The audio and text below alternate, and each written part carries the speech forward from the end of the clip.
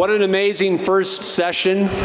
They have set an extraordinarily high bar. Our second session is, what should strategic management's dependent variable be?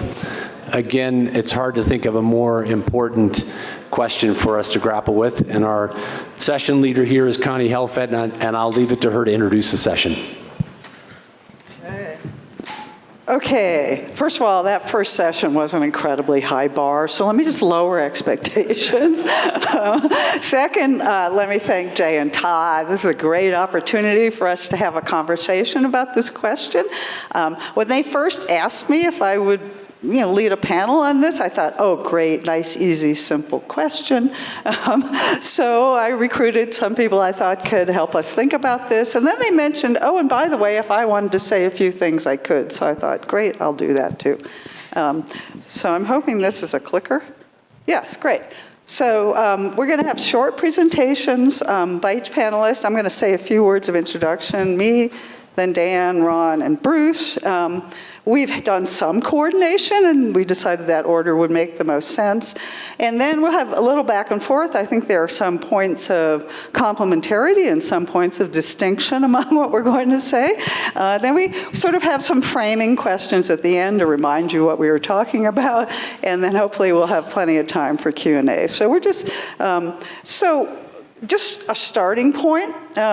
We are going to talk about the performance of the firm and factors that affect firm performance. I think this is a traditional concern in strategic management, and it does contain in there an idea of performance relative to competitors, meaning competitive advantage. So that is our sort of starting point. It's a conceptual discussion. We are not talking about, how to do this, right? And it's applicable to all contexts. I mean, clearly you have to bring this down if you have some specific issue in mind, like AI.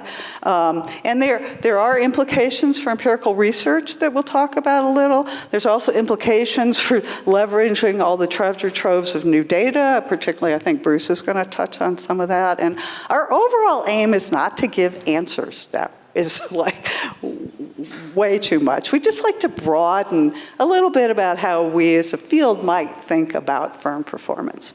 We also went to the trouble to write a joint piece on the website. So, if you're interested, they're not entirely the same as what we're about to say. So if you're interested, again, it's sort of a framing exercise. Yeah. Okay, so let me talk a little bit about how I'm thinking about this. I am nothing if not consistent. If you know my research, I think really we should think about the dynamics of performance. And so I'm just going to briefly say, what do I mean dynamics? Why do I think it's important? And then a few words about what this might imply for empirical analysis. So, all right, what are dynamics? I mean over longer time spans. So I would submit, and maybe this is controversial, but an awful lot of the way we measure performance in our empirical studies is contemporaneous performance. Like, even if you have panel data, this is still just a time series within the firm of correlating, something on the right-hand side with some performance, not the time dimension of performance. Even if you have event studies, this is still a forecast of future performance at a point in time. There's no real dynamics in there. The closest I think we come for many of our studies is one-shot changes, like if you do a merger, right? That is a change, right?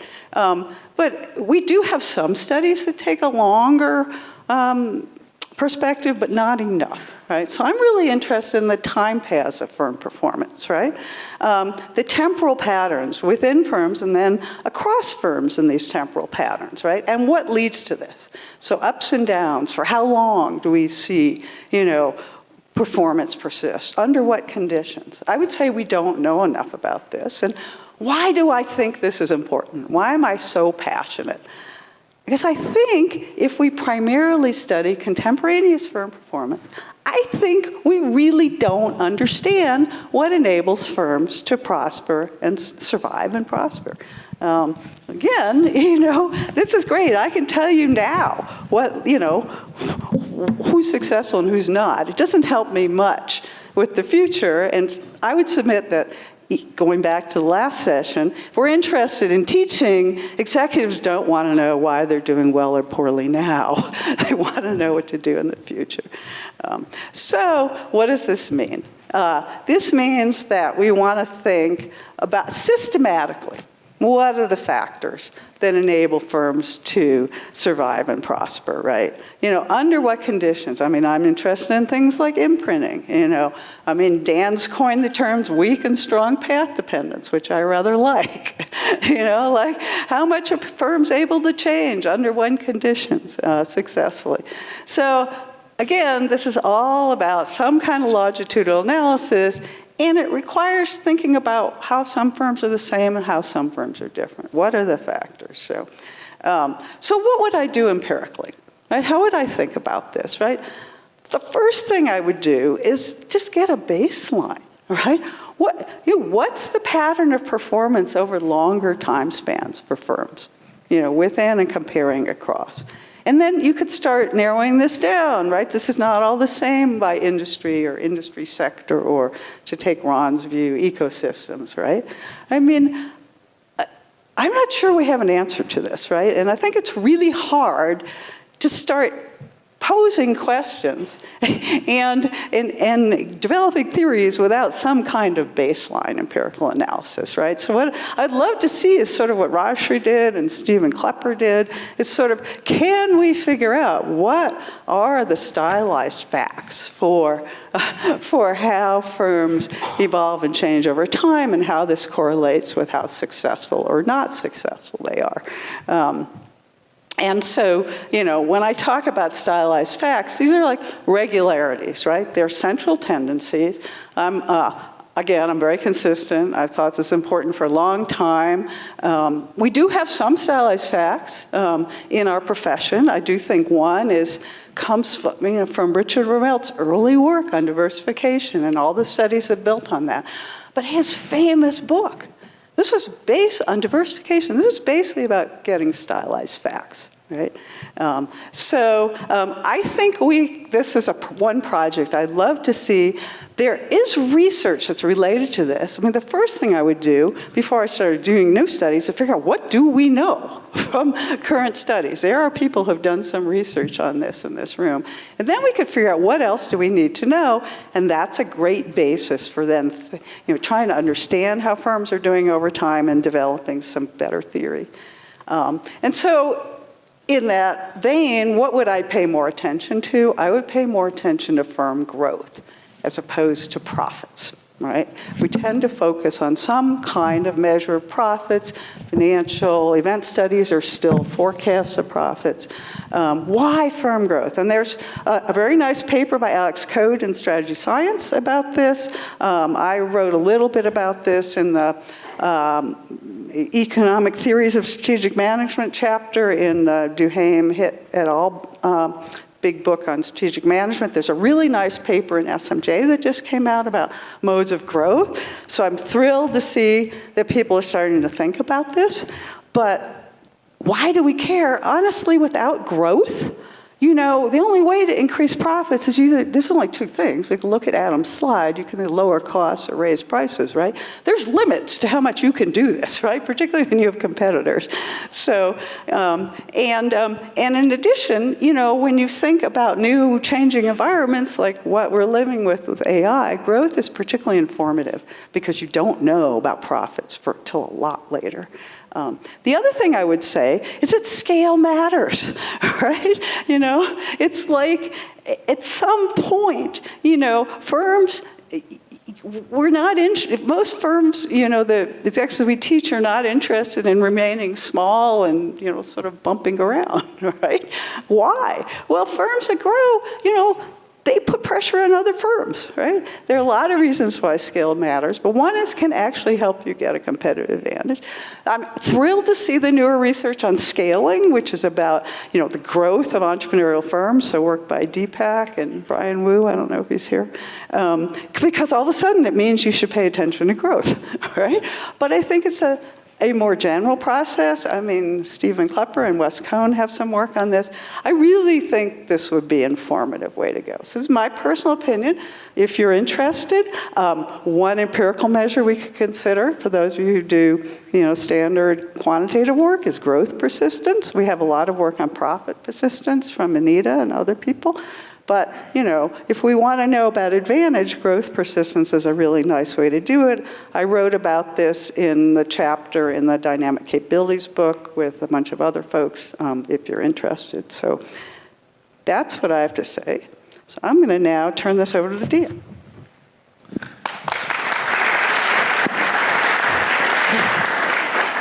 Thanks, Connie, and thanks for including me in the panel. And not only joining the panel, but as often I'm joining you in argumentation and thought. So let me just develop a little bit. So Jan noted kind of in the earlier session, gee, why is strategy hard? Well, strategic charge because they're strategic. Right? They play out over time, their consequences over time, and over space within the organization and even across the organization. So that's going to make thinking about what's a good decision for the actor or for observers of the actor about how clever or not any given decision is. And how do we go about that? Well, we have some big vector of observables, and then we take that set of observables, and through some mental model, through some theory of the world, we then create some generative implications for performance. I also edgily sneak in the word generative because there is a sort of deeply atheoretic way that people are spending billions of dollars on currently, which is AI and kind of reinforcement learning on steroids. And I'll sort of talk a little bit about that. But so here's our vector of performance observables. Did these bold mountain climbers make good choices? They seem to have nice puffy jackets and big boots. Did they pick a right route and so on? So it's a very, again, we need a theory of performance in some sense, go a mapping from seeing this image of them and whatever choices they made about attire and supplies, about the wisdom of those and how that might play out in their adventure, not unlike the adventures of enterprises. So this evaluation problem about future consequence, I think it's nicely teed up in ancient, old, important work in decision sciences, and particularly work on dynamic programming. I'm going to take an action that's going to be put me into the enterprise in a different part of the state space. How do I know it's good? Well, in classic dynamic programming, I go through the possible branches of future possibilities. I come to the end of time, and then I fold back. But even Bellman, a creator of that kind of intellectual enterprise, notes the problem of the curse of dimensionality. Sometimes that state space explodes, and certainly in our worlds, it is likely to expose. So we have to impute value. I'm going to achieve some V, but how special is that V, and how clever was that action that took me to the adjacent possible?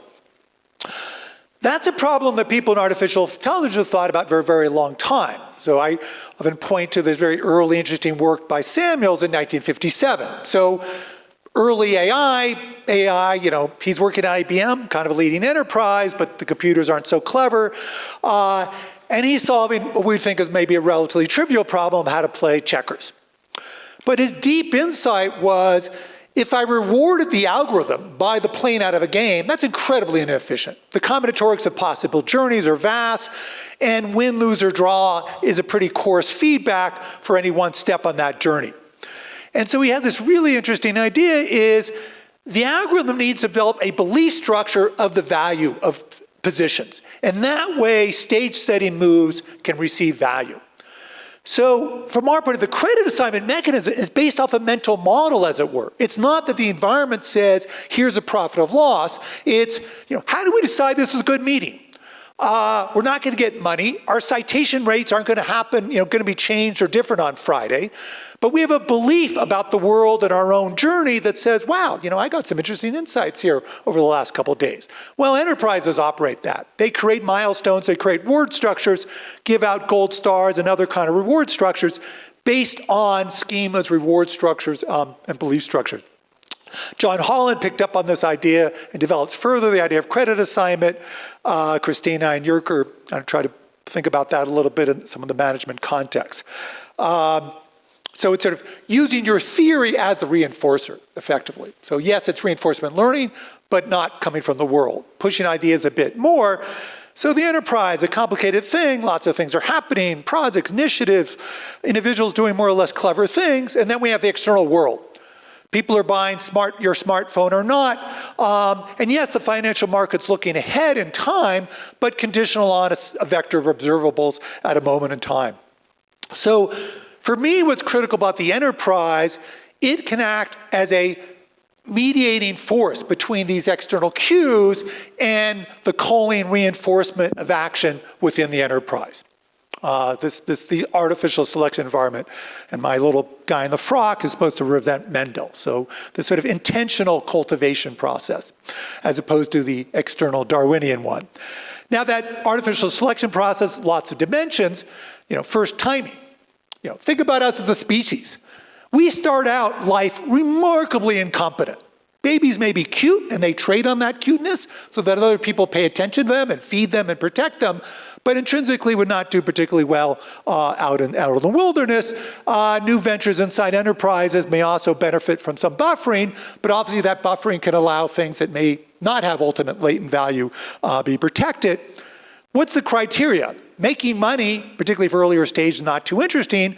We create technical milestones. We have a belief about trajectories of progress. What functionality is going to be interesting? How is that product development team proceeding on that? Okay, so that's a constructed selection environment. The unit of selection, those in corporate strategy, Laurence and others. So we can disaggregate, and that's in some ways kind of awesome when we put a spotlight on particular actors and subunits, but of course, where are the interdependencies, where are the scope economies? So this sort of playing off of the power of disaggregation versus perhaps the loss of incorporation of interdependencies. So that's the sort of, at least for me, three critical elements of this artificial selection environment. Again, the reward structure the enterprise is creating. I want to close with, I think, an important contrast that I think we often conflate. And that is the valuation problem versus this issue around performance. So Jay taught us early on, strategic factor markets are important. How do things get valued? Security analysts have been working hard for the last 48 hours thinking about what the current unemployment statistics mean for the value of various enterprises. And first, they were really bummed out about it, then whatever, they had some sleep, maybe a little bit of sleep, and feeling not so bad about it the next day. That's a hard, complicated problem. But that is distinct from the performance problem, all right? The performance problem is, given the hand you were dealt, how clever or not are you about playing it out? So did you show up and you are now newly appointed captain of a sinking ship, or an enterprise that you parachute into that's on the right side of history? The total addressable market for the bodega manager is different than Tim Cook's problem. So again, valuation is really important, but that is a related but distinct issue from thinking about the cleverness and how we should think about performance of an enterprise or the actors guiding that enterprise. In that regard, I think it actually kind of interestingly tees up some issues around adaptive aspirations. So Vibha and colleagues have taught us a lot. I think it's often couched, because it's coming out of the behavioral theorem. Oh, that's behavioral, and maybe this is sort of this, this is what firms do to make themselves feel better about themselves or how they navigate attention. In some current work with a current PhD student, Dan Schlesman, sort of pushing a little bit, well, maybe there's some normative elements here. Indeed, even in Simon's early work, you look at the technical appendix of his 55 paper, he's playing with this sort of interface between the normative statistical decision theory kind of approach and his own behavioral approach. We can also think about his way, in this mysterious world where I'm not sure, am I the bodega manager or am I Tim Cook, what are reasonable expectations by which the enterprise might be evaluated? In that line, I want to kind of end with this homily and maybe challenge it and maybe consider the deep psychological damage that homily is doing to those cute little 8-year-olds busily painting that sign. We say this homily often. I would suggest it is both remarkably non-directive. What the heck is my best, and how do I know I'm doing my best? And what vector should I be climbing? Not only I think is a dysfunctional thing we do to young or various athletes, there's the analog. What do we say in strategic management or in economics? The firm should maximize profits. Like, wow. Again, remarkably undirective. What is that going to mean on Monday morning at 9 o'clock, okay?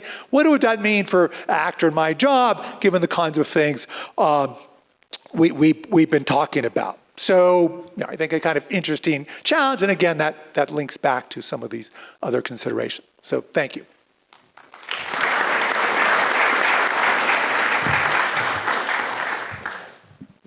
Thank you. Morning, everybody. I want to, it's kind of a remarkable conference. I'll start with, a thanks to the organizers. This is like, there's so many faces here that were like intellectual pillars when I was but, a PhD infant, including everybody on the stage with me. Like, I can't believe I'm here. And there's so many faces that I remember we were young together growing up, and like the fact that we're all here is really, nobody has aged, you all look better.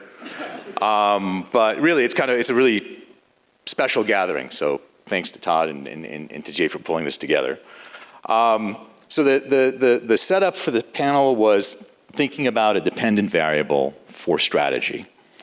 And as I was thinking about this, and actually I was really kind of struck by the way, the title for the first panel, right, which is what needs to change in the way we think about the core, and then just this general observation that strategy, as we said earlier, both inside and outside the academy, doesn't feel like it's in a very strong place.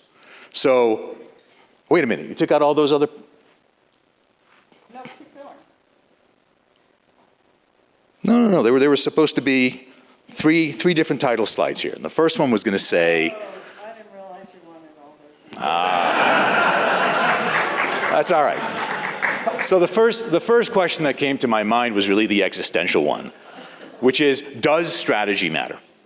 Right? We used to have this big debate, does industry matter, did firm capabilities matter, et cetera.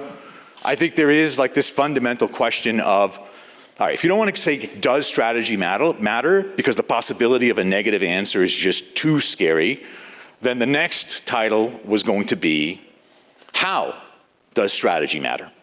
Right, which would be kind of asking us to be more articulate about the specific mechanisms. And then to be, maybe more empirical, the last one was going to be, how much does strategy matter? Right, and how do we think about that as a field, having made the claims of, yes, it matters and this is how, but what's the magnitude of the change? Right, again, for me, that was what was so interesting about the very cool bar charts that Itai was showing. It was like, hey, look, we did all this incredible stuff with our students, and they're so excited, and blah, blah, blah. And you look at the error bars, yeah, maybe there was a difference, but it's not like you had a 2x effect, let alone a 10x effect, which really should make you feel very scared about where we doing, the right hard work as we're doing this. So this question of does strategy matter kind of plays out, at least for me, as I think about, multiple contexts, including our institutional context, like, at the business school. We have this, incredibly powerful conceptualization, and Adam, you can see I'm a supply opportunity cost guy, a classicist, right? And this has become such a powerful way for us to think about what strategy is.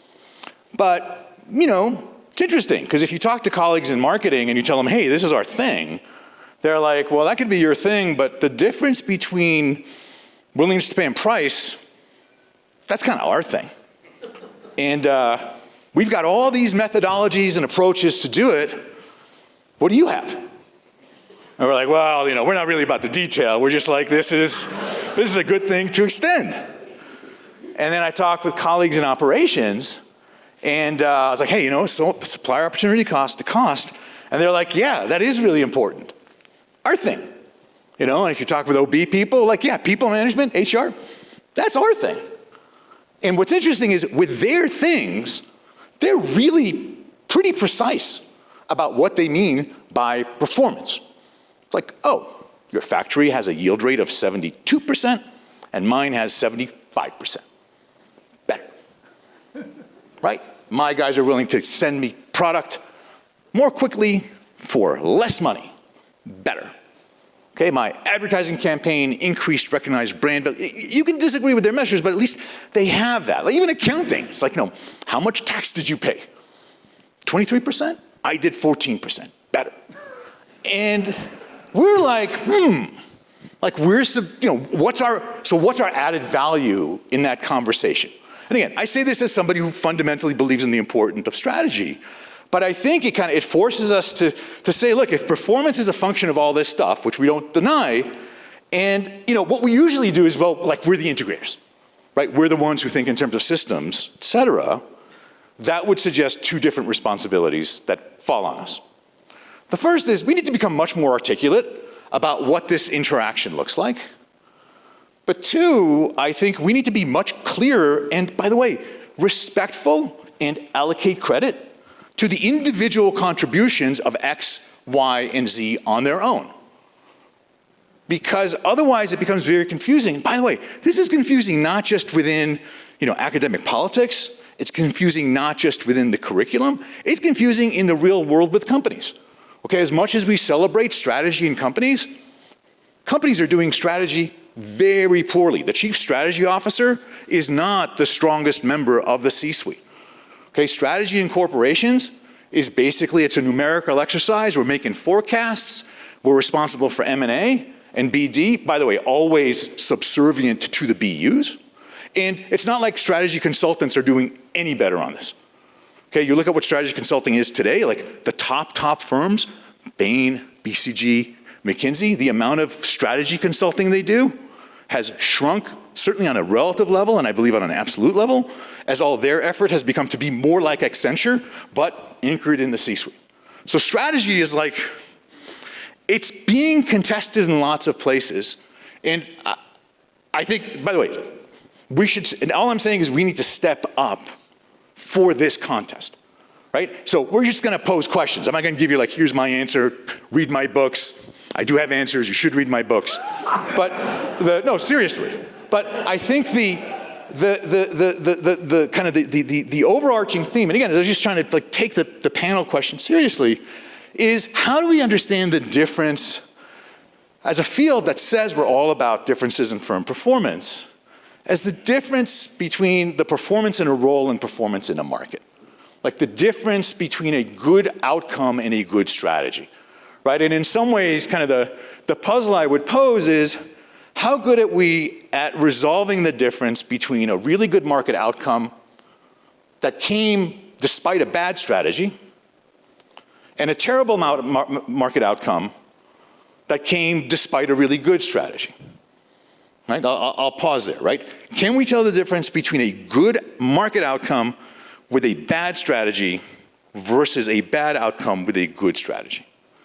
Now, I think our natural go-to in this is, well, luck is going to play this giant role. How can you resolve that? And, that brings to mind, again, when I was a second-year PhD student, I remember Jay was at Academy and he was saying, this coin flip exercise that he had about,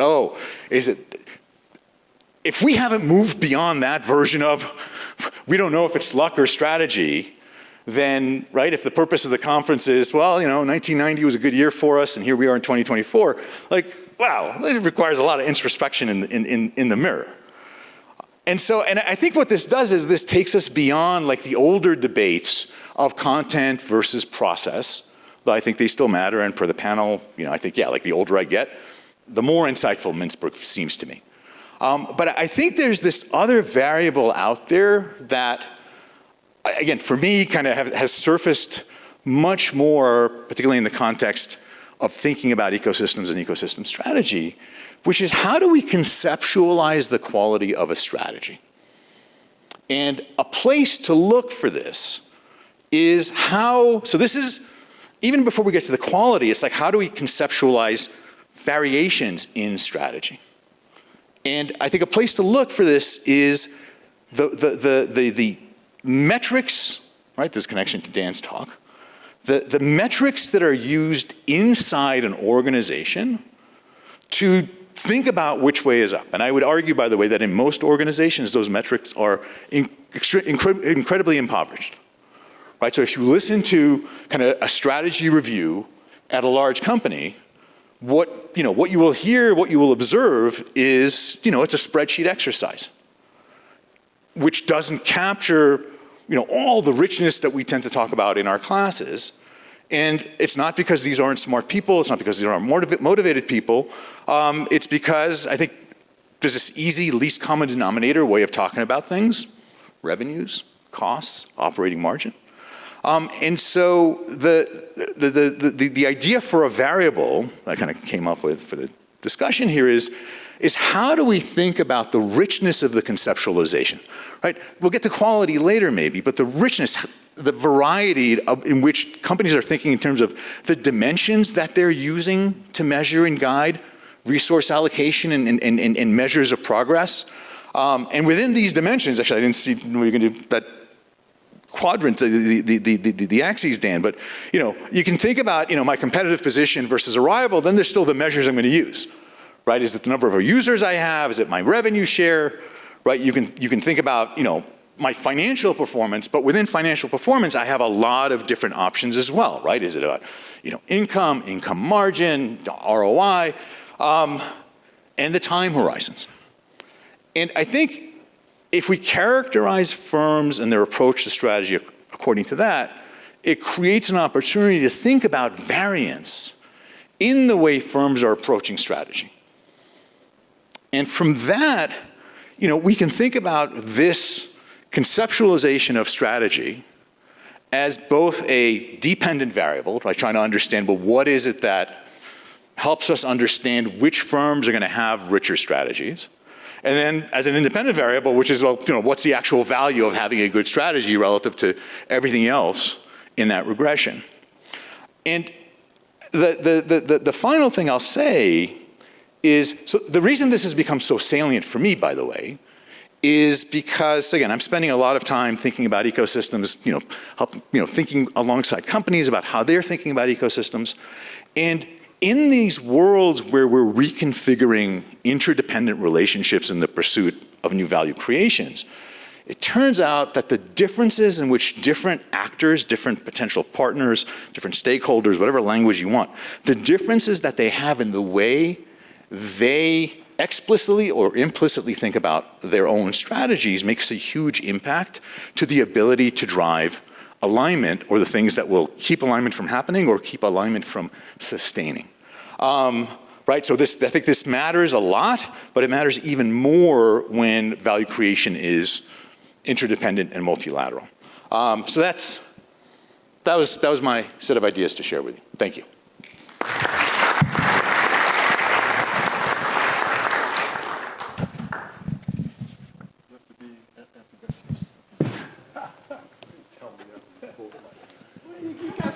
Option?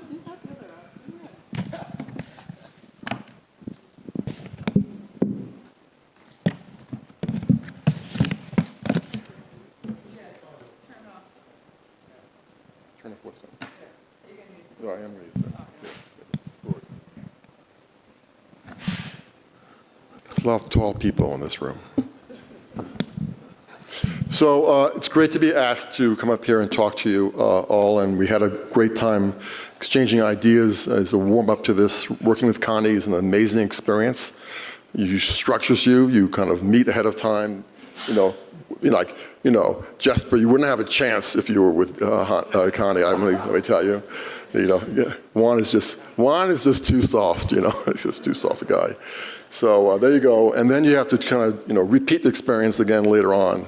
And then when you don't provide things out there, she's right there saying, where the hell is that, is that document? So it's been great. And it's been fun listening to, people I've known from Wharton to INSEAD and further. Thanks to Todd and, of course, Jay and all the other people who are involved. I'm not sure this is the best moment of my life, the hour. I got married in Sweden at the time. I didn't know Swedish at that time, and it seemed like a great hour.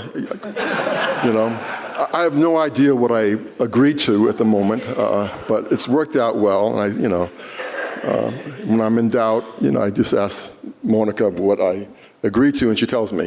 So it's a bit like having structure in your life. So we went over some things I would talk about, and part of it was, maybe something on the social value, and I will say a few words on that. And I want to talk a little bit about our research as well on this issue. And I'll just give you some, quick thoughts on this. I think that was a certain expression of existential angst, I think, which occurred. I think had to do with Adam's fault when he was talking about choices, so it was very, Jesper, Danish background, Kierkegaard, it came out very either or and the whole thing, and go this way or go that way, or the angst in the room. So you could feel the sort of, tension as that developed. But at the end of the day, damn it, you have to make a decision. So, there's a way to think about that in the context of smaller groups rather than firms, such as boards and et cetera, or team structures, which were alluded to easier, where, there's a lot of learning which is captured by firms. And that's part of the story, I think, is that firms are adaptive, and they do learn. They are generative, and they do create solutions to things. And that's part of what makes them improve over time. And if you don't think that's true, just take a look at Dan Raff's pictures of what a workroom looked like in 1900 compared to what it looks like today. There's a lot of progress which has been certainly made since then. I did once talk to IBM, a guy named who's a colleague of ours, Ned Bowman, said, Bruce, you know nothing about anything. So, why don't you take a trip and go visit these firms, send me to IBM. And they gave me this great things about simulations, big, on big mainframes, et cetera, and so on. And the way out, the guy says, don't believe any of this stuff. So, put a little bit of caution in my mind, but actually, Dan's right. There's maybe a new kind of age which we're moving to, and I'll try to say a word on that. So, I have a bit of a social background on things. I've been involved. I'm a Berkeley graduate, public university, so it always meant something to me. And I thought business schools actually would be a nice way to have some knowledge of the world and get to do things. And I believe very much strongly that actually pursuit of profit is a good thing to do. I think it's a great thing to do. I don't know what else you're going to end up teaching people, which is truly distinctive. Because I tell you something, sociology is great, Jesper, but it's not going to be taught. They're not going to teach profit maximization in the sociology department. And I think someone's got to do it and teach it wisely and teach it correctly. And that's what part of our responsibilities actually are. And I'm so happy to have had a chance to be involved in things during my career which involve that.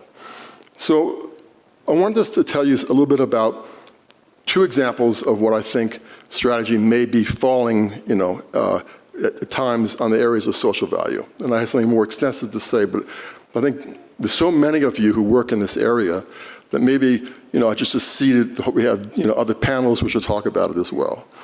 So the Michael Porter, I guess I'm supposed to click these things. This is where I am. This is what Fisher Black taught me. I always, I didn't know you may be surprised I chose Fisher Black of Black and Scholes, but, he came to economics from the outside.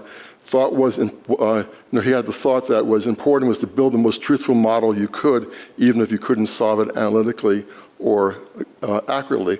I think that's a fairly modest goal for us, which we should consider as something which is important. We are talking about the independent variable, which we have to look at, and the dependent variable on it. Connie already made a comment in her statement that dependent variable is not always the most interesting thing we do. So often we find out pro-sociality really matters to outcomes, and that's really really important. And that's true. A lot of the research we do really has to do with creating that particular measurement. And in creating that measurement, when you have the possibility to have constraints on your model, which is something which was not well explained by everyone, I think, on this, is that we don't think in an unconditional sense of what's happening in the world. We condition it on various things. There's a set of constraints, of boundary conditions, which actually matter. And one example of this is on the Black-Scholes equation. You get a pricing outcome, but it's the boundary which gives you the probability of default. So that's really important because you can use that information in various ways. So very often it's the other variables which you estimate which really become critical. And I've kind of realized that early on, that having things which are measurements are really important, whether it's cultural distance, or whether it's tacitness, or whether it's small world measures. You can put this stuff together and people could actually work with it. So I think we do underestimate the importance of the data we work with and getting more from the data we actually have, which is also the current opportunity. But I think instead, for some reason, we got very hung up in frameworks on this. And I think that's great to do that because you have to walk into a class and give them something to hang on to. But I think Michael Porter's amazing work, was also an error in which he took Richard Cave's welfare economics, that big-size firms are a problem. And that's something which we all know today very well, that big-size firms are a problem. And said, well, then how do you get big and stay big as well? I would almost say to Connie, yeah, growth is great, but maybe even better is keeping others from growing, right? So, and that's a really powerful thing to actually remember. And the whole trick was in this 5 forces issue, you could then stop the competition from eating away in the total value sense of the world. And you could keep them, at bay, and involved in a negotiation. But of course, what Porter did was he just turned the thing around with welfare economics, and it became now the goal was to be profitable for each firm. There was no social regulator other than some vague notion of the capitalistic market. So I think that's a major failure when you think about the social importance, that the primary thing you taught in Porter was actually the way to capture value without a sense of the social implications of what it actually means. The value-based approach, which thank God for it, has also of a weakness in it, which is easy to explain. I went to Columbia. I did not teach strategy at Wharton or at INSEAD. I did observe Peter teach. I did observe Javier teach it as well. I said, Peter and Javier, I left you guys for a while. I know you hate me, but would you please help me? And they sent me all their notes and stuff on that.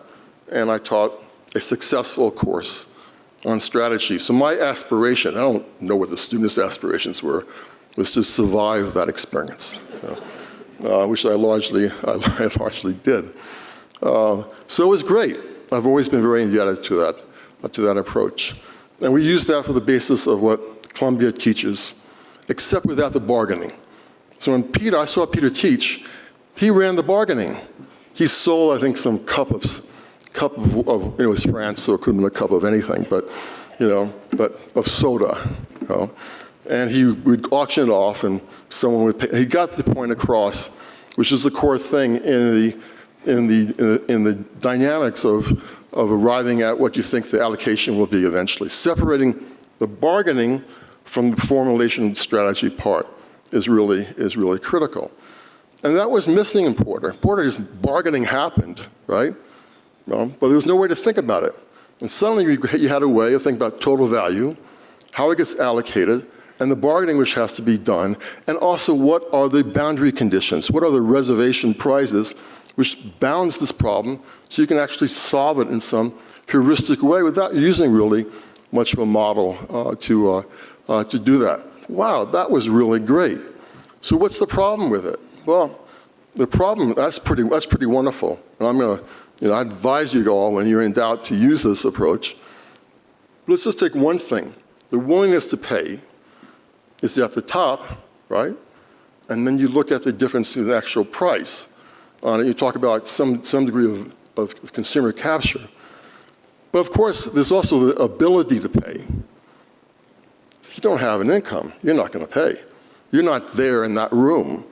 And it's so obvious. I'm not trying to fault people on it. It just is that, a lot of us just go through it because we're so eager to make the strategy point that we forgot about what the social value point is. Adam has an article which is on his website, I was told, about the invisible hand, which is really, he uses a quote, "The invisible hand is not so invisible," was the quote, because you kind of see what they're doing on it. But talks about externalities briefly and other things where you can think about that.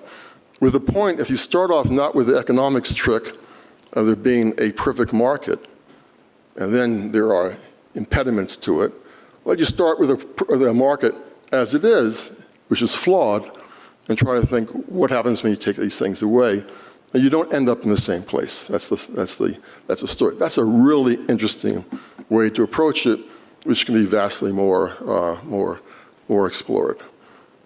So I think that's hopeful to that, because the job's not done. And there's a lot more to be done in this work. I'd like to do, if I can, just the fourth point here as well. Can I do that or no?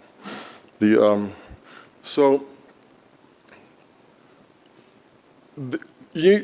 is a debate going on, still going on, and it's cyclical over time. I mean, Ned Bowman wrote about CSR using text analysis. This is 30 years ago he was doing this. And there still is an up and down debate about the firm, what it means, et cetera. And so I know you all had this discussion at some point in your time.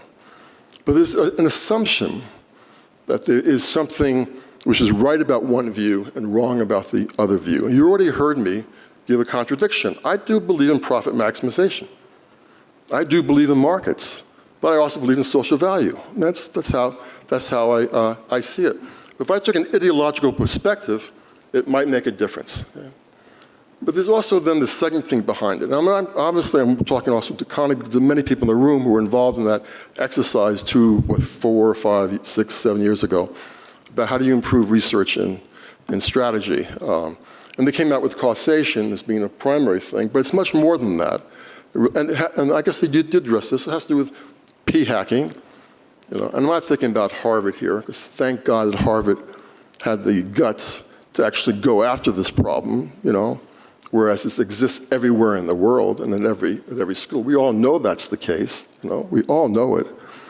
So you have to think about what's happening. So I did one paper early on. This is the only slide I have, just 2 slides I have on this. It was first published in 538. I don't know about you guys, but I've gotten to the point where if I can publish in 538, I'm just as happy as, doing that and publishing in, some great journal like Strategy Science or something like that. Though I would be really happy to publish in Strategy Science, not, of course, like the rest of us.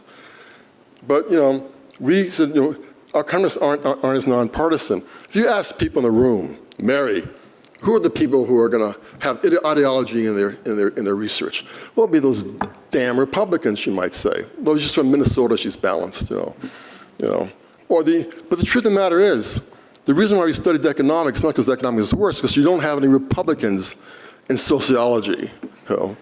Really, 1 out of 25 of the state of California sociologists are Republican. I mean, it's tough doing your sampling correctly under that one. So, and political science is a bit better, about 1 out of 7. Economics is 1 out of 3. And the United States is Republican. So I'm not picking on economics necessarily. This is ground truth. We collected data on partitions, et cetera, and so on. From that, we could build a predictive model, which would generate out a prediction on what is Miles Schaefer's unobservable, but now to be revealed to the world, ideological slant, and does it matter to anything? And then when we did that, this is kind of the cute part, is we went out and we predicted these things, and we also predicted it against what do you think they would have for a coefficient estimation. Some things in economics has truly policy implications. I'll give you an example of one of them. And you see it slanted. If the more Republican you were, you had a different set of coefficients which you estimated than if you were a Democrat, you get a different set of estimations. So this just took the Saez, not Piketty, certainly the Saez model, where you can take this coefficient and you can generate a tax rate from it. So you can get really abound on what Todd Zenger's views would be on what should be the optimal corporate tax rate, which will certainly be one of the big questions as Mr. Trump's corporate tax rates come to an end over the next 2 or 3 years. You put it on your shirt, the standard errors around it, and say this is what we actually expect. Why not? Reveal it. The next one I'll turn to is career concerns. That was ideological. This is career concerns. I know I'm out of time. Babbage is great. Frauds observers. This is 1830. That people are heads of hoaxing, forging, trimming, and cooking. All the ways which researchers in 1830 were screwing around with the data to make things actually work. Which I think is great. This paper is with, I should say, Jorge Guzman and Zubin Java. The earlier one was with Suresh Naidu and also with Zubin. And this is a guy who screwed around on his data. Who went to the Arctic and screwed around with his data. Now, are we much better now? So I want to ask you guys a question, real quick.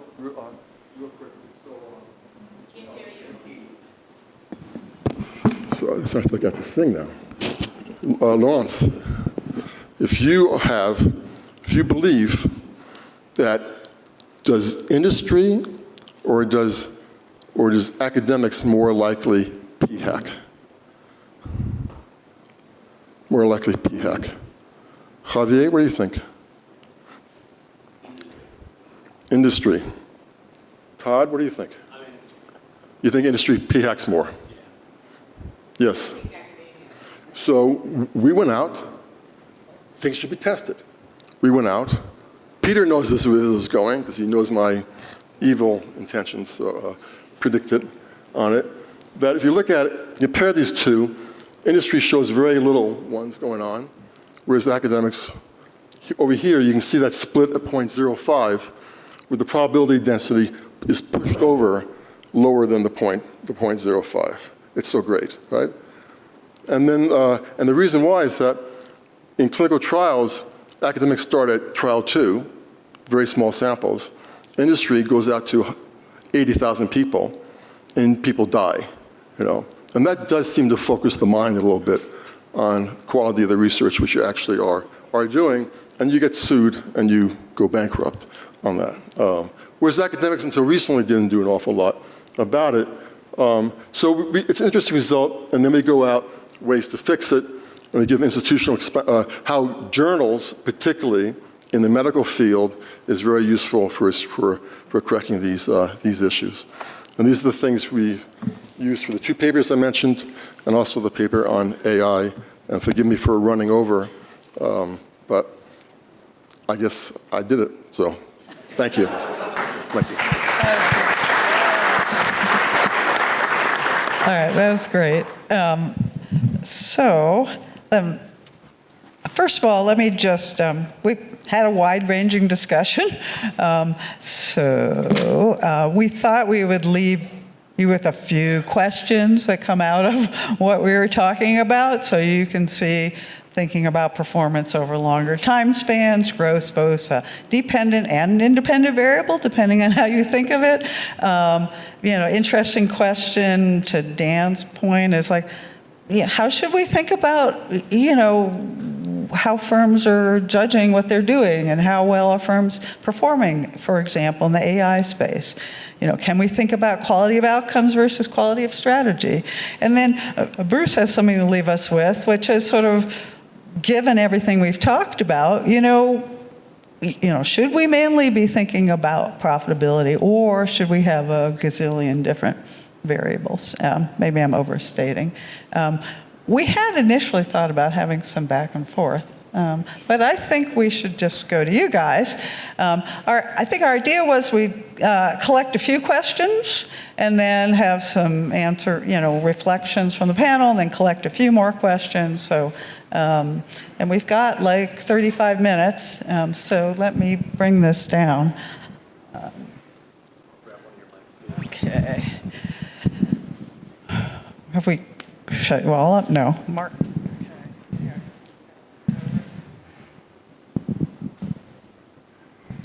Thank you. Martin Reeves, BCG Henderson Institute.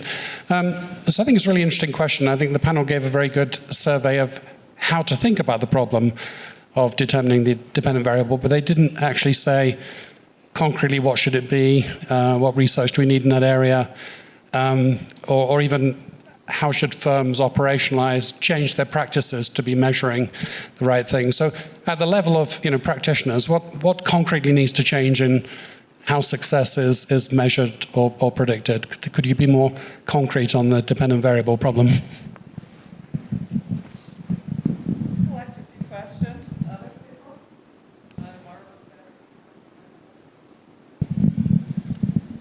Yeah, Marvin Lieberman from UCLA. So I wanted to pick up on the tension that Bruce alluded to between social value and profit maximization. I think that's a major tension in our field today. It came out in the last session on teaching.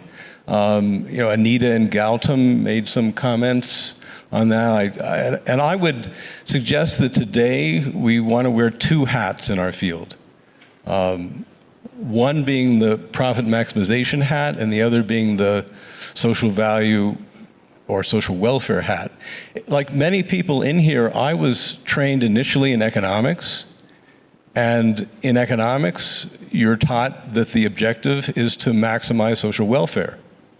And then I switched over to strategy.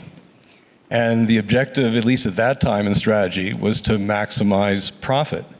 And when I became Mike Porter's student, I used to joke that I was taking off my white hat and now putting on the black hat. It's not clear which is better. But the field has transitioned, and today we have these two hats that people are talking about or wearing. I think we should be explicit about the fact that at this point in time, we have not resolved that tension. Mike Porter talked a lot about shared value, and I don't think that what Mike did, although it was valuable, really resolved the tension. We're still working on that. How do we combine social value, or social welfare as a dependent variable to maximize, and profit as a variable to maximize? I think they're both legitimate things to maximize. And we'll see in, I think, some of the sessions that follow this, there's going to be discussion that relates to that. So let me stop there. Mike Lennox, University of Virginia. I have a confession to make. I don't have a PhD in strategy. I'm just curious, how many of you do not have a PhD in strategy in this room? Maybe about half and half here. So I'm interested in markets. Does that make me an economist? I'm interested in institutions. Does that make me a political scientist? I'm interested in social movements. Does that make me a sociologist? The question I have is maybe a deeper philosophical question of what's the purpose of a field? I came to strategy largely, Miles probably knows this story, because I was interviewing at NYU and can you teach strategy? I said, sure. Maybe I'll give it a try, right? And I'm so glad I have found myself in this field because it is inherently interdisciplinary. You can see that represented in the room. But what's the purpose of a field? Why are we here? And to this last bullet point, which I think a lot about, why is it beyond us to ask important questions of the world? Economists ask questions about numerous things that you could argue are not in the narrow market sphere. So what is the purpose of being a field, and why does it need to have a narrowly defined dependent variable to motivate and justify our existence?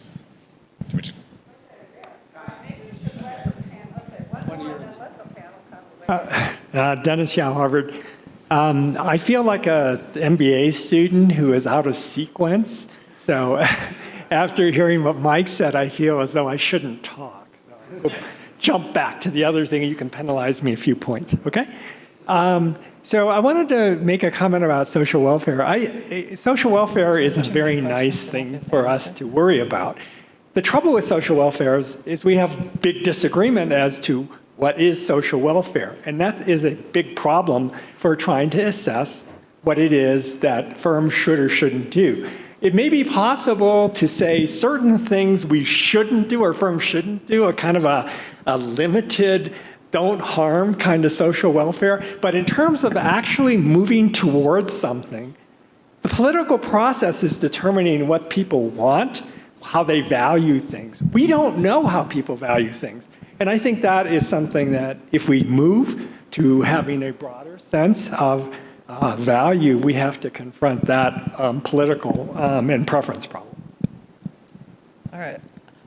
I'm just going to let the panel weigh in before we lose track of what you said. We have a lot of time left, so there'll be plenty of time for more questions. So.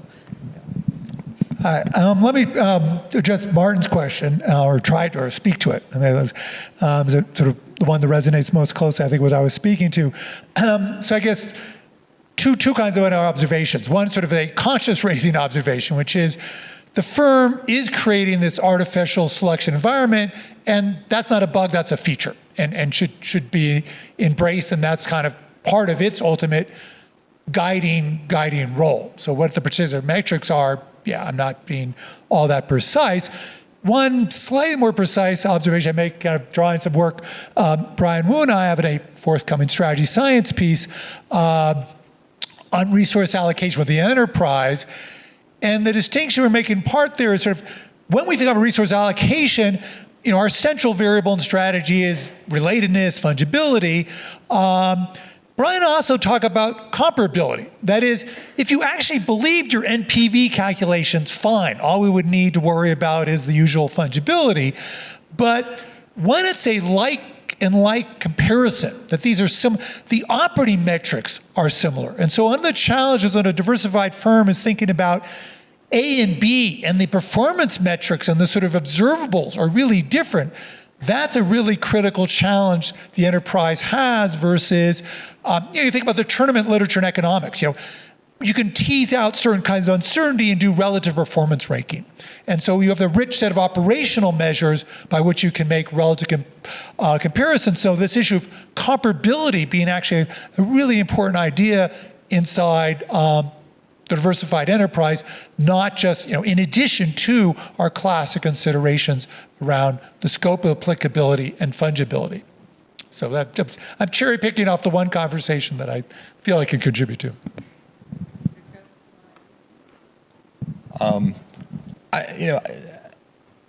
This question of social value, which obviously is critical to us, it's one I'd say I've not been, particularly focused on for a long time. And then I just came back from a series of interactions in Kenya, where, different companies, right? There are terrible companies that are highly exploitative, but there are also many companies in Kenya that are trying to do things that you would associate with general welfare enhancement. Okay, food preservation, more precision agriculture, things like that. And these are for-profit ventures.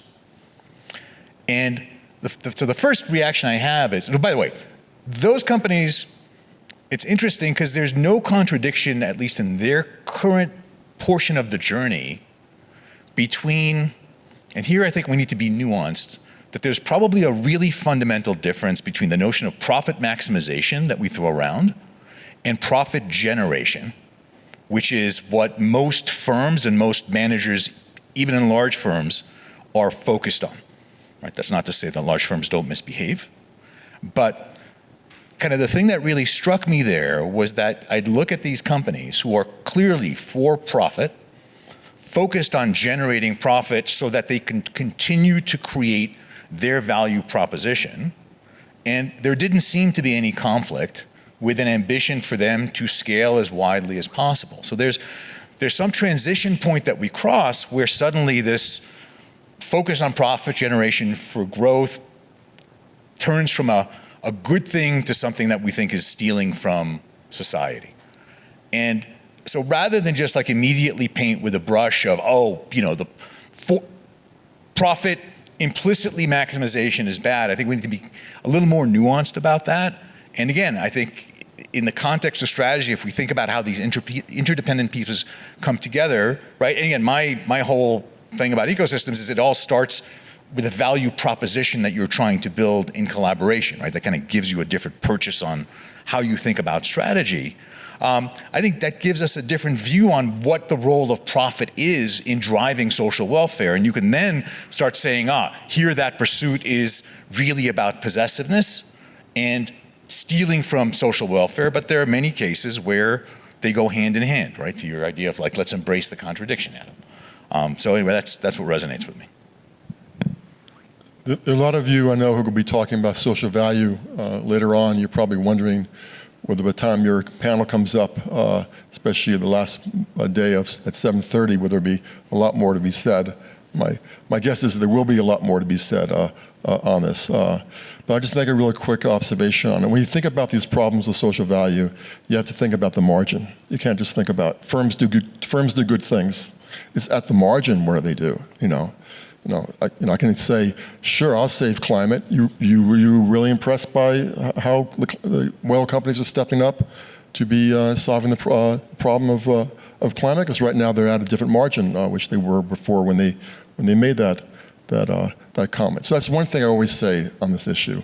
These are marginal statements. These are not the statements which happen on average within a firm. I'm not saying firms need to be bad. They just have to be sufficiently engaged on the whole thing. Denny Yao came to us, he was not in the strategy group, he was in the other department, public policy, and he started a good thing on the non-market strategies issue, which became very important. And he also has amazing Washington experience as well. And what I took, Denny, your comment to make is that there really is kind of a missing dialogue back and forth, but sometimes it doesn't come to our aspirations to change the world, to use that language, but for just heavy-handed regulation to step in and say, you can't do it, you just can't do it. So that's part of the ecosystem, if you wish, which has to be brought in, which people like you and other people, talk about. Okay, I know we had more. I'm going to do Rajshri and Anita, and then we'll see who else had their hands up, but I know we didn't get to you, so. So I feel like got them in this session. I really, really enjoyed all of the comments that everybody made. And differences in perspectives across each of your comments that I wanted to get a little bit more in terms of detail. Connie, you're familiar with this. At SMJ, even now, we have to worry after several years after you've gone and you tried to address this issue, but it's not about firm performance, so it's not an SMJ paper, right? And we keep trying to get back to this fact that the dependent variable does not need to be firm performance, profit maximization, or whatever for it to be of interest to Strategic Management Journal. I want to come back to 2 points. One, piggybacking on Mike Lennox's point about, one of the reasons why I moved to strategy with an economics PhD is because I was interested in what Ron said about the intersection, right? That organizations are a way for enterprising individuals to come together and collaborate within and outside boundaries, using markets too. And so anything and everything that relates to their how, why, what, and so what, for me at least, belongs here. So one of the things that I guess I wanted the panel to talk about is if you were to take that broader context, then everything is strategy. In which case, of course, then nothing is strategy. So that's one question. The second question I had, because I don't have an answer to how do I deal with, but of course this is strategy. The second question around the social value aspect, and Bruce, to your point about heavy-handed regulation, you're right, we are going to talk about this in the last session of the day, along with the grand challenges issue that Mike Lennox, you're organizing as a panel. But here's the question, what is social value? What if you and I disagree on our ideologies, right? How do you, this is coming back to Arrow's impossibility theorem, right? If each and every one of us have different ideologies, and my ideology is in complete contradiction with yours, who decides on the salience, the valence, and all of these issues? So, and what systems matter in doing that? So again, if you're thinking about how firms play an important role in addressing problems, which I do believe, right? What's your purpose? How do you make profit? What problems do you want to solve in the world? So I agree with you, Connie, that, growth and this upward mobility should be a very important dynamics, but by whom? According to whom? So big questions, I don't know. Okay. Connie, I've got one here. Can I had Anita? All right. Go ahead, Michael. I'd see to Anita, but Michael Jacobitis, LBS. Let me try to connect both of these sessions, the first one and the second one. And I think that one of the things that we are not really addressing and that may be confusing us is the difference between prescription and description, normative and the facts. Consider what Marvin said, what should be the objective. Contrast that with what Ron was saying. What is the different set of objectives that we observe, and how can we perhaps even leverage that as we consider how to advise companies? And I think that not settling this will have us running in circles. What Rajri was saying is correct if you take the normative approach. So, of course, once you go normative, all manner of questions come up. And I'm not saying they're bad questions, but I'm saying that there are very different kettle of fish, again, going to the issues that, Dennis, you mentioned as well. What I'm concerned with is that we don't do the descriptive well enough, and that, for the life of me, I don't understand why. I've started being involved a little bit in regulation. I do some work on regulation because I've been scared at the power of those leading ecosystems and their possibility of abusing. We just had an interesting law decision just a few hours ago around Google. And I can tell you that the regulators really are interested. I've never seen that, saying, let's move beyond economics. So we'll have the chief economist of the Competition Markets Authority, the chairman of the lady who runs the Competition Authority in Australia, participate in the Academy of Management. And the reason that they're doing that is they say, hey, you guys in management, you understand how firms are run. And I think that sometimes we steer away from that. Let me go back to the first session. We were speaking about, hey, frameworks. And by the way, these are going to be obsolete thanks to Gen AI, and this part of our business should be done. Well, then we said perhaps theories. But what about what Connie said, which is these simple canonical regularities, the facts, looking at what firms are doing and being able to focus on the description before we get ourselves tangled with the problems of prescription. And perhaps thinking about this distinction might help us move ahead rather than move in circles. Anita, do you want to add something? All right, who's got him?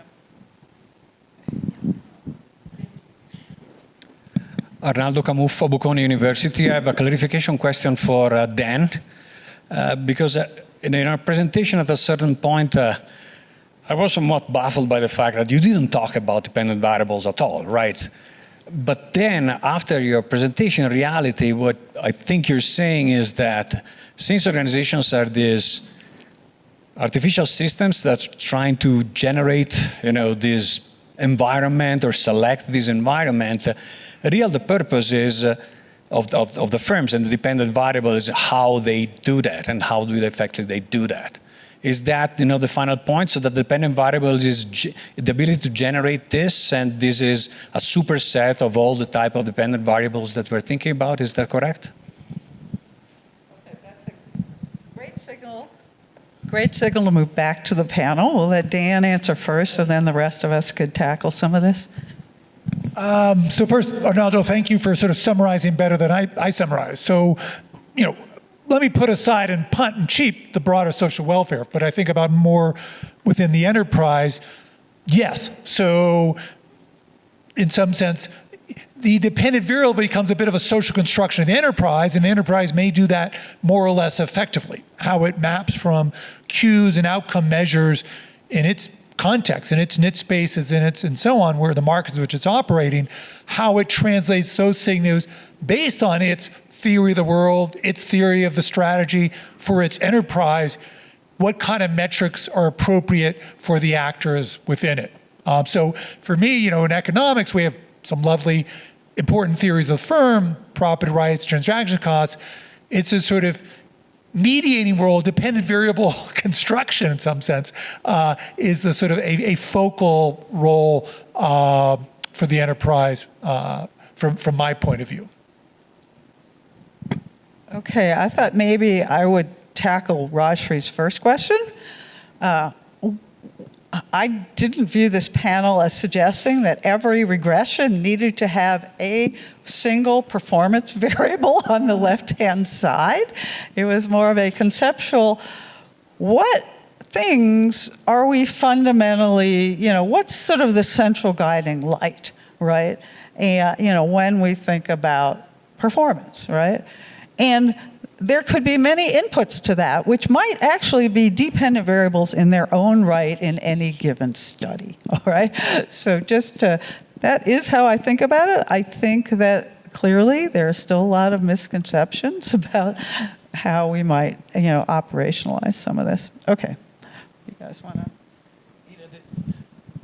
I guess the only thing I would add to that is, and this connects to this idea of kind of generating profit versus maximizing profit, is, performance is a really important independent variable too, right? Like you've got the resource, now what do you do with it, right? And that is, past the embryonic stage, like that's the real strategy question, right? Because if you can't generate the surplus, then you're bankrupt.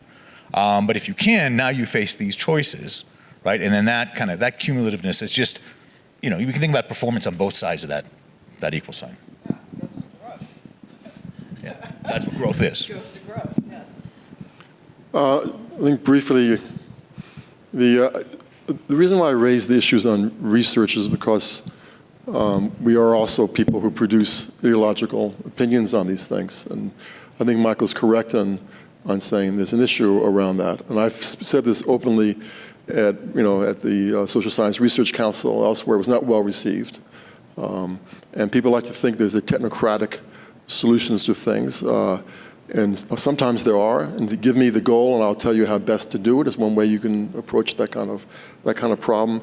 But what does worry me is that we lose sight of that particular aspect. So we should have ways to remind ourselves that we are not, that the Chicago rules, if you know what I'm talking about here, is a way to think about we're supposed to be neutral, and if we're not going to be neutral, let's be transparent about what's going on. And I think that's an important debate to happen because of all these issues. Denny said the same thing. He said that we have to agree on what social value means. And we're not going to agree on social value on it. And that's great to have diversity, because with diversity, Dan Leventhal might tell us, comes new generative ways to think about things. So you have to have a landscape to search over. So I'm not saying to back away from it. I'm just saying we have to be more thoughtful on it. I did turn in a paper to SMJ, which Will Mitchell published, which Will's the kind of guy that would publish it, which looked at 2 different ways you can view women on board issues. And I got back a lot of heat on it about it being normative, et cetera, and so on. But you could play off the 2 and say, which way do you want to go, and see what generates the outcome you want to see on it. So it was a simulation model, and I think there's a lot we can do more which avoids these issues, but we have to be transparent. Let me take one of these. Okay, we have. Okay, I've got one here. So this is rather specific observations from the first session, the conversation between Gautam and Adam, and the second session about what dependent variable and measures we capture. It's like every time in teaching I have confusion, I always go back to Adam's value stack. And then the first thing I tell the students is that the whole idea that you generate as much value as possible is such that you can yield surplus to your consumers and employers and suppliers, and at the same time without sacrificing your profits. And then I realized that a lot of the empirical work, the measurement is focusing on the P and C. We actually don't do much about the willingness to pay and willingness to supply. And a lot of it is about employer worker welfare, etc. So this is just simple observation saying, when we think about social value, climate change, big problems, definitely huge questions to think about. But a lot of things we sometimes forget is how do we treat our consumers, and how do we treat our workers, and how do we treat our communities? And tons of that is social value as well. And maybe there's a way to introduce back some of the economist toolbox about evaluating social welfare and put that measure together with the performance measure, and then have a sense about exactly what is the firm strategy creating in terms of value. So that's sort of interesting observation from the 2 conversations. All right, we had a couple of people at this table, so let me bring the mic. Hi, Russ Koff, Wisconsin. We tend to do most of our research using accounting measures of performance, and then our theories, I think, are, at least I think of them as based in economic value. And it should be clear that accounting measures always exclude any value to society. Not only that, accounting measures are always focused on shareholder primacy. Profit is, any expenditure on people, for example, is already subtracted. What measures are we going to use? I think that's our focus, and we're overwhelmingly focused on accounting measures. Jeff Macker, Georgetown, and Michael Leiblein, Ohio State University. The Ohio State University. This is in part to something that Connie said and Raj Shuri said. The title of this session was, what should strategic management's dependent variable be? It wasn't on what should performance be. The discussion mainly was on performance, and I think where we ask a lot of good dependent variable questions are things around organization, how firms are organized along their value chain. Diversification, how diversified are the firms horizontally or geographically? Entry and exit kinds of questions, how resources are allocated and redeployed. And to you, Ron, one of the points you made is, well, every one of the disciplines seems to really have a very specific thing. I think our advantage is seeing sort of the organization and performance question, the diversification and performance question, the entry, exit, and performance question in a way that they don't. And that's where I think one advantage that we have, that we bring to the table that our colleagues in those disciplines don't.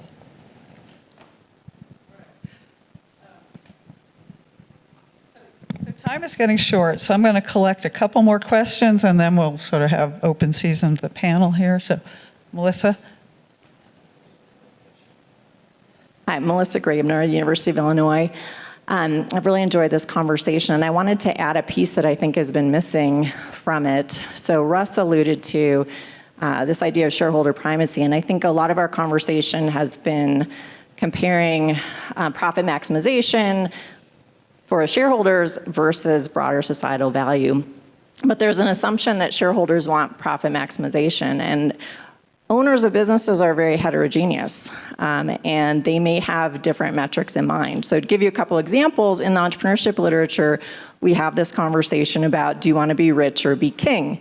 A lot of entrepreneurs would prefer to maintain control over their venture and maybe maximize the audience for their technology or other things that are important to them, rather than strictly maximizing profits.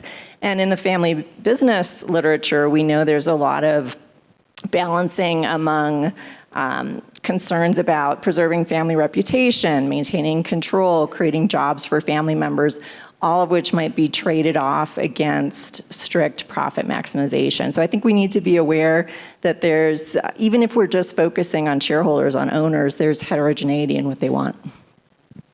Okay, let's take a couple more people. Maybe Brent in the back there. No. Hi, Brent Goldfarb, Maryland. Maybe it's the altitude, but I'm confused. and I'm trying to put this session with the first session in some way.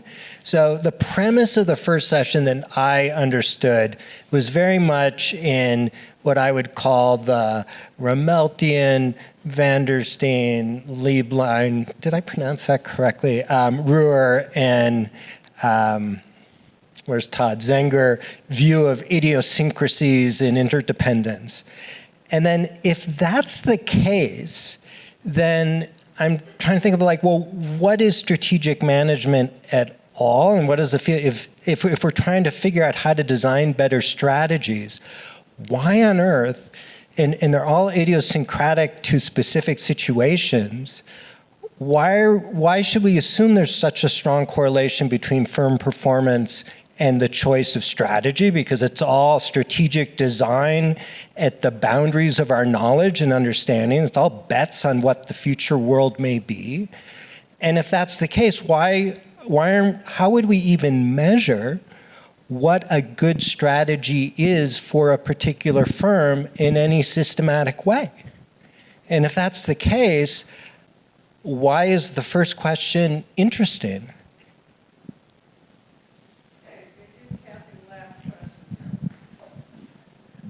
Well, I don't know the answer to that, but I'm Kathy Eisenhardt from Stanford.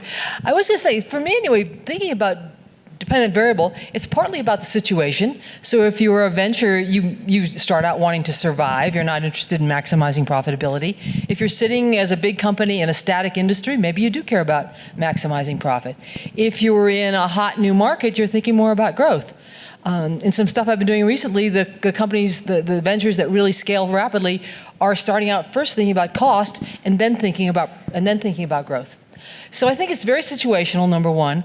Number two, I also think it's, as to echo Melissa's point, it's a choice. And some, to use video games, Nintendo has historically chosen profitability. Microsoft and Sony choose growth.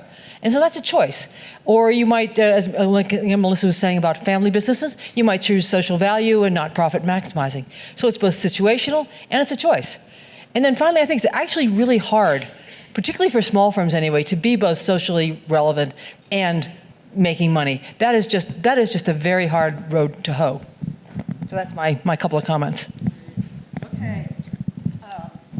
You guys may not know, but there's a clock down here that tells us how much time we have left. So I'll give you guys the last word. Bruce has got a mic here, so. Yeah, give him. All right, so I will cherry pick and just speak to lots of themes in the air, but go back to something Michael Jacobides kind of posed, around the behavioral normative, and Russ's comments had a little bit of this. So on that, so first once we get away from some cartoon image of how actors might act, i.e. that they actually are boundarily rational, the behavioral normative starts to shrink. So I, some years back, had this, what is not a behavioral theory of strategy? Actors have representations.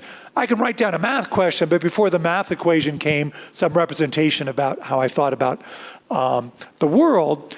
A little bit of a piggyback on Russ about accounting, okay, we triggered my neural net. Something I often tease PhD students, I think it'd be an interesting research question, back to behavioralism and accounting. Think about small businesses. And I teach, okay, you walk down Pine Street in Philadelphia, there are all these cute little stores filling some complex curated array of home goods. By what measure are they actually viable and profitable? Their family owned the building, so they don't actually have any rent, and they feel good, they're employed, maybe a cousin is kept busy by working in the shop. And so actually, I think this actually, in particular in the small business context, we don't put in opportunity costs. There's a kind of interesting divide between lots of the cost calculations that are driving the logic of action versus sort of what a stylized economist view of sort of what might appropriately guide action. So I think the behavioral normalism is an interesting dance. And again, once we leave cartoon worlds, it's sort of the enactment of sensible economic ideas in practice, okay, as opposed to accepting them as kind of this well-defined a priori terra firma. All right, I'll react to a couple of things. I'll start kind of underlining, I think, what was part of what Brent was saying, which is I do think that strategy in kind of this modern era, where firms, again, remember, like I have this ecosystem disease, I'm constantly thinking about how you're creating these coalitions. I think that in those contexts, right, to Kathy's point, these more changing contexts, strategy really is more idiosyncratic to the firm. Okay, Apple trying to develop a strategy for the smart home, that's going to be a very different looking strategy than Google or Amazon trying to develop a strategy for the smart home. And so there's not just going to be a heterogeneity in goals, there's going to be a heterogeneity in approaches that I think is worth our time thinking about as a strategy field. Because you brought it up and there's kind of the underlying theme, that I think the way, we'll see Adam's in the audience, see what he thinks of this. The way that we use the value stick as a field to summarize things, I think we are being slightly lazy about it, right? Unless I have it wrong, the value stick is a representation of a single point on a demand curve, right? willingness to pay at one point of this demand curve looks different than the other.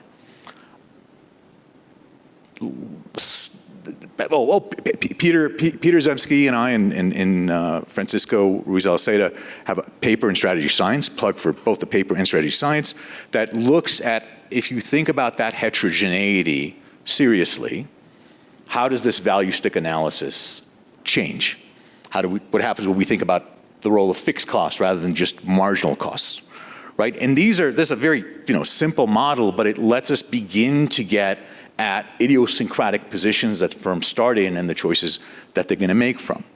And so I think, on the one hand, I would say, there's a call for, additional content, additional frameworks, but I think there's much that could be further extended even in the workhorse frameworks that we're using.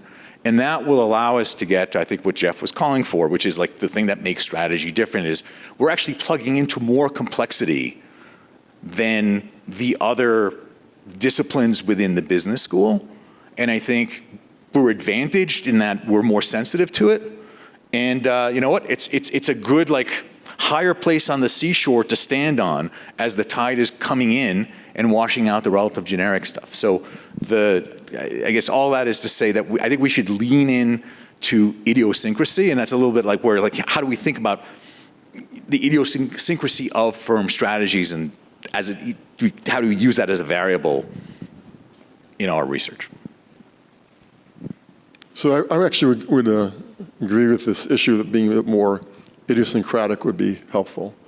I think it's what we heard in the earlier one. At Columbia we teach a 6-week course on strategy, and it comes in the first year, fall, of their experience.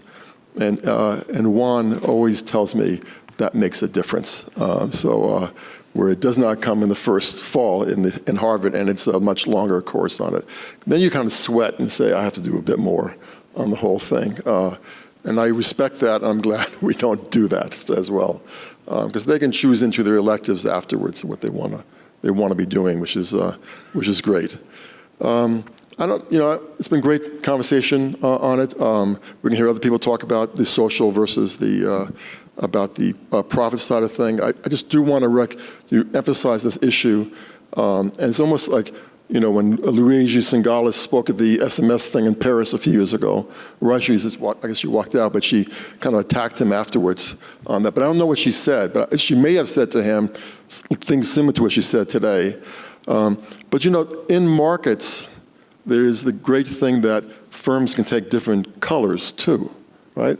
And they can flag, I'm a social company, and I'm not a social company, and people make choices of investments. So in a sense of the problems we're talking about, social choice dilemmas, democracy exists also in terms of portfolio selection as well. I don't want to be too glib here, but I think that actually is an important thing to keep in mind before you start running to the government and say, hey, we should be doing something more heavy-handed. That doesn't seem to have worked out particularly well in Florida and other places in the past year or two.